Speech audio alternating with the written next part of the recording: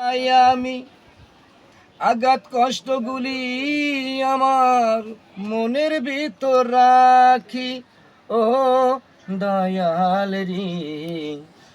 আমি আঘাত কষ্টগুলি আমার মনের ভেতর রাখি, ছাড়ব না ছাড়ব না, সঠিক পথ ছাড়ব না।